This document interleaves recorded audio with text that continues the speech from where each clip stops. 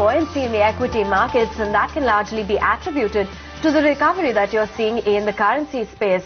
So in fact, we've seen those lows of 68.59 today, but we have managed to recover something like 2% from those levels. So currently at about 67.12 against the US dollar.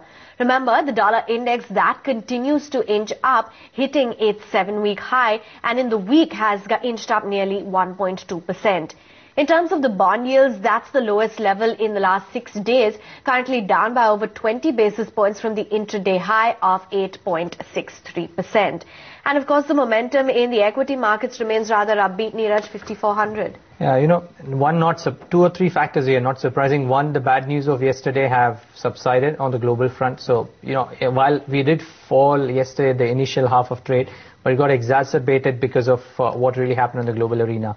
And that news, of course, hasn't come out to be true, and therefore the 110 points uptick on the Nifty today. Add to that the fact that 5,400, 5,300 have been some, key supports from where we have bounced back as well. So that probably adds, and some bit of short covering would have happened. In a lot of stocks, Asian Paints, for example, or some of the banking names, for example, on which the OI build-up was substantially high yesterday. They fell 5-6% and substantial short positions being piled in. So there is some bit of short covering as well that is happening in certain key names. But all in all, the ones that really stand up and make you take notice are stocks like Ranbaxy, BHEL, Tata Motors, and of course the banking space, led largely by IndusInd Bank. And of course, not to forget that stocks like RIL and ITC, by virtue of what the market is doing as well, are largely in the green. Those are heavyweights. They are adding to the uptick on the index. So good going.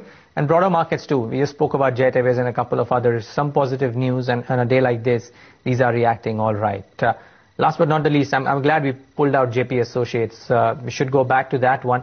Remember, when the stock was down 6% yesterday, we spoke about this being a possible BTST, because the belief is that, or the talk in the town is that the deal for the cement plants may be around the corner, and that would prove to be a big fillip for these beaten down stocks. 35, 80, 36 and counting on JP Associates.